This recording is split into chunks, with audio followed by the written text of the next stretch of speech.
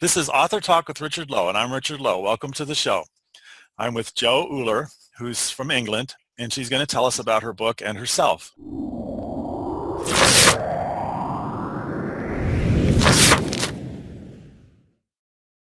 Jo, why don't you tell us a little bit about yourself? Hi, I'm Jo Ullah. I live in Bristol in England. I'm married. I have 4 children, 2 at home and 2 pretty much moved out, although one keeps coming back.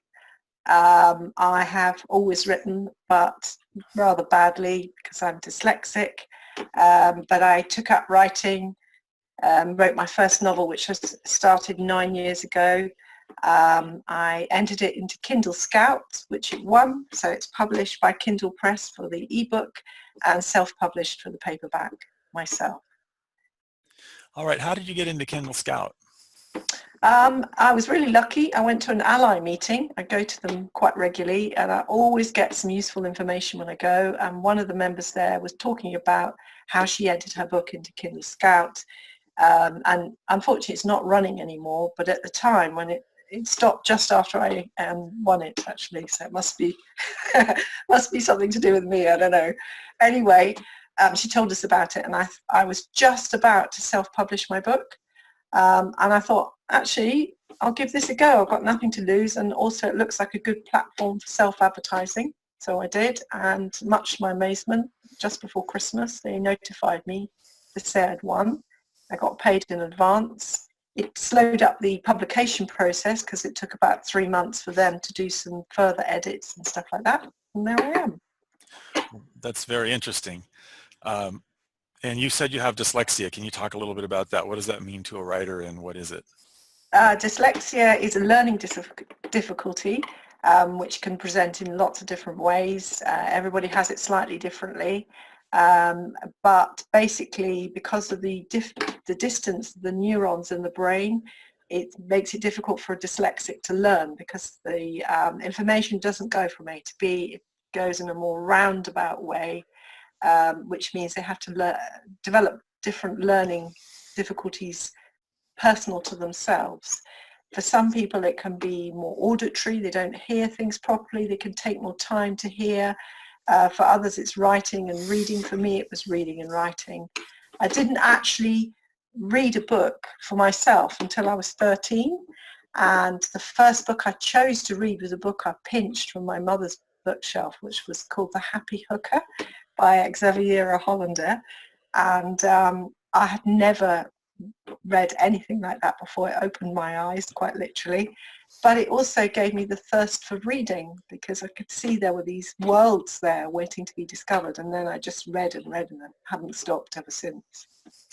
Yeah, I remember when I was growing up, I was probably about the same age, I found a copy of Stranger in a Strange Land, which is by Robert Heinlein, and it's the same kind of eye-opening thing for a 13-year-old. It was like, whoa, this is all new to me. Yes. A science fiction story, but okay. I used to read a lot of science fiction. So yeah. The first books, my first attempts at writing are all science fiction. And Stephen King, big influence on me because of the way he takes every person in his books and he makes them an individual character, however small a part they play. And I really like that. And also he kind of has an understanding for each character, whether they're good or bad. There's no good or bad. Everybody is the way they are through a set of circumstances. And I think that's quite important. I like to bring that into my writing as well, to have an understanding for the antagonist and the protagonist as well. Yeah, I to note on that, I like character-driven stories much better than plot-driven stories, for example. Yeah. That makes, I think, the story more rich and more understandable. I think that's one of the reasons why Game of Thrones is so popular, is because it focuses on the characters. How did you develop your characters in your story? I spend quite a long time getting to know them. I find pictures online. So I have a mental image of what somebody looks like, but then I'll hunt around on Google Images and I'll find somebody who fits that and I'll print it off. And I like to go back quite far. So my character Jude in The Locksmith, I know about her parents and her grandparents. I know about Audra's parents. Obviously, not much of that information is used in the book, but it all helps me understand why she'll behave a certain way when she does. I see. So tell us a little bit about your book, if you would. Yeah, well, there we go. That's the cover. It's a psychological thriller or family noir. It's about Jude, who lives with her husband Spider in Bristol. They're both artists. Jude was married before. Her two eldest children are from her first marriage. Her first partner was violent, so she works on a voluntary basis with women on a telephone line to help people. And her husband, Spider, inexplicably turns on her one day, and she needs to know what happened because of the work she does. She knows that this is either the end of her marriage or she's got to get to the bottom of it. So she takes her 3 children off to stay with her mother-in-law at her mother-in-law's farm in deepest, darkest Dorset, which Spider doesn't know where she's gone. She'd never met her mother before, who's called Audra. And Audra is really pleased to see them, but she also has secrets of her own, and she'll stop at nothing to keep those secrets. So it's a story about the 2 women and the understanding that develops between them. But also it's about secrets and the poison that secrets can breed. Now, when we were talking before, you said that you handwrite your book before you write. You actually type it in. Can you talk a little bit about that? Yeah, so this is a book I keep which has all my ideas in it because I have constant story ideas, and my handwriting is written in capital letters. That's because I have really terrible handwriting, and my spelling is phonetic, so I have to kind of read things out to myself to know what I meant sometimes, and then I transfer it by typing it up. I also have a really good thing online which is called, on my computer, I've had it written down somewhere, I can't remember what it's called now.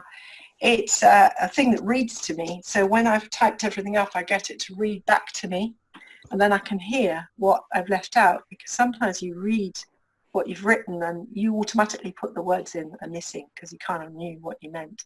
But if you get someone else to read it to you, then you realise how horrible some sentences are, for instance. Well, that sounds like a great proofreading tip for writers then. Yeah, definitely. Because you can sit there and just let it roll over you and you know how it's going to work for someone else. Especially if you want to go into audio, I suppose, later, which I haven't done yet, but I would like to at some point. Yeah, I've done that with 27 books. Amazon's made it really easy. Oh, good. All right. So why did you choose that particular genre? Well, growing up, as I did in deepest, darkest Dorset myself, there wasn't much to do, and my mother had a passion for all things to do with the supernatural and horror, and I was allowed to watch things I probably shouldn't be watching from a very early age. She read to me till I was 10, and most of the reading choices were horror-based, and she was fascinated by ghosts and spirits. She taught us to do the Ouija board at quite an early age.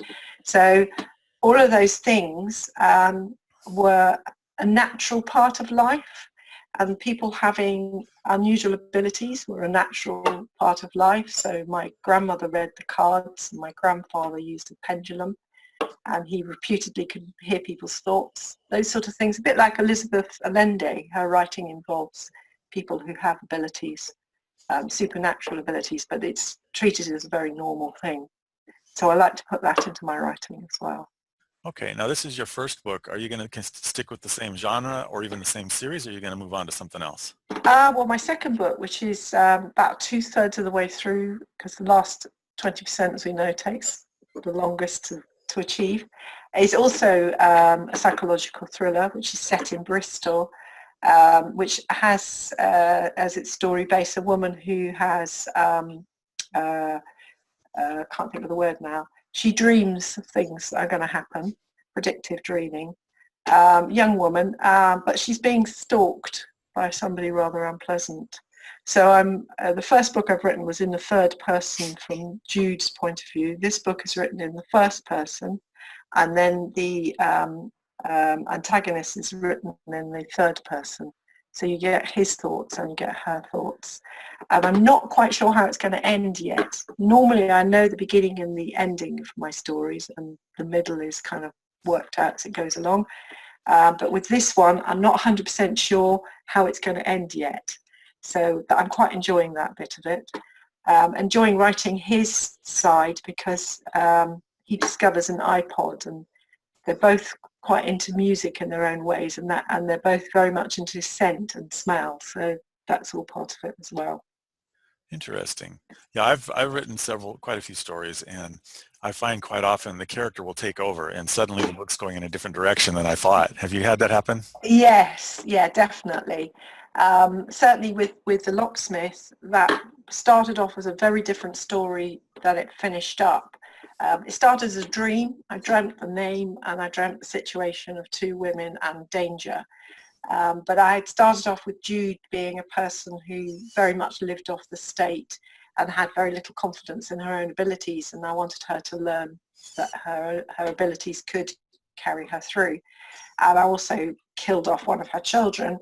But now in the next book I've changed that, made her a stronger person than she was before. And yeah, in some way I'd like to go and rewrite it from that other point of view, but I do like the way it's completed. And this book now, the antagonist is growing and growing, and I keep listening to his playlists so I can kind of think about what he thinks and what he feels.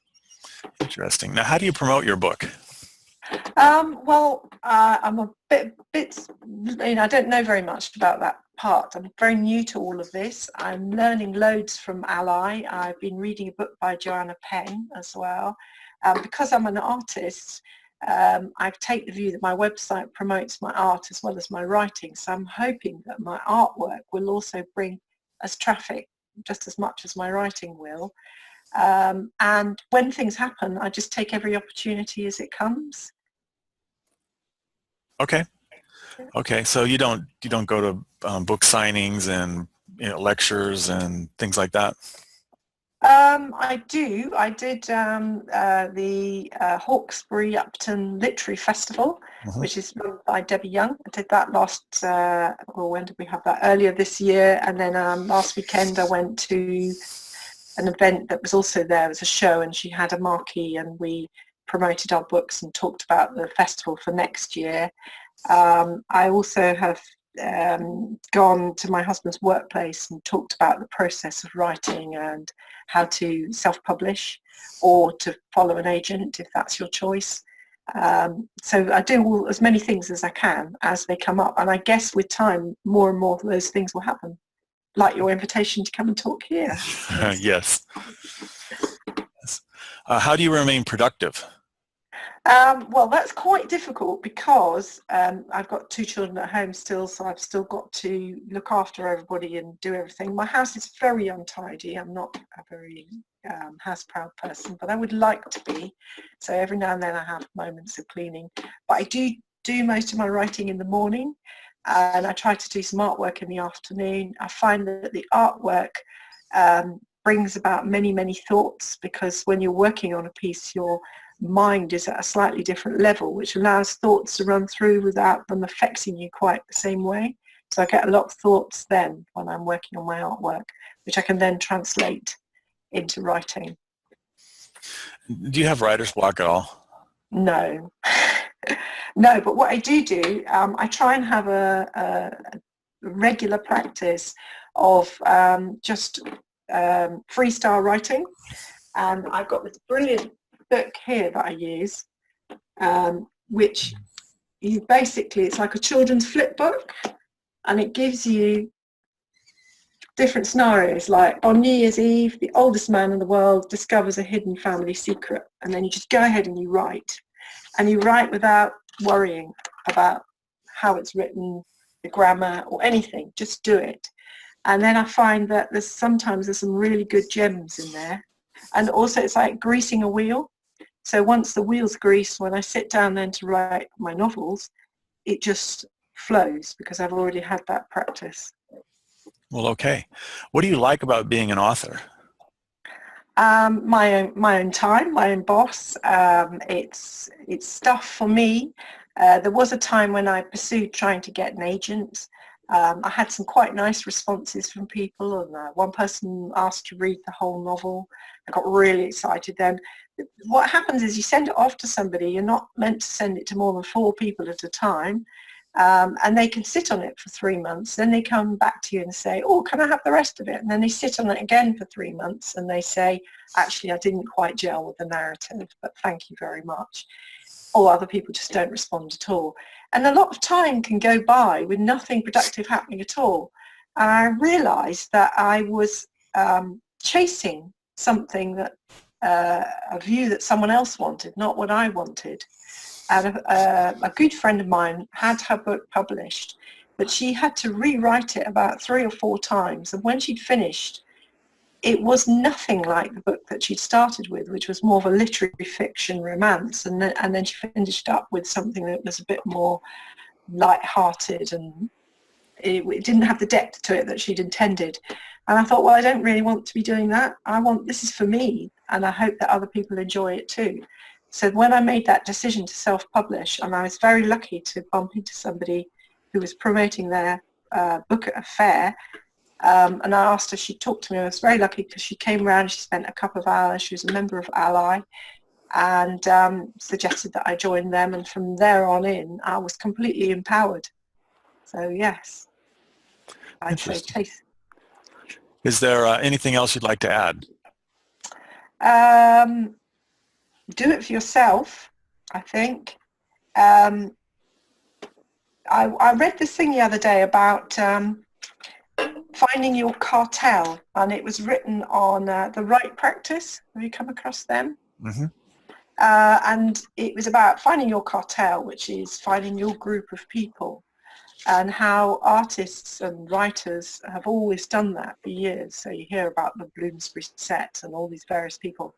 And I realised that was something that I had been doing for a while, because I found Ally and various other people. I think if you give back as much as you can to others, like beta reading people's books, I really love beta reading, helping your friends, give feedback on their books, read other self-publishing writers, then it all comes back to you and they help you as well. So it becomes a self-generating circle.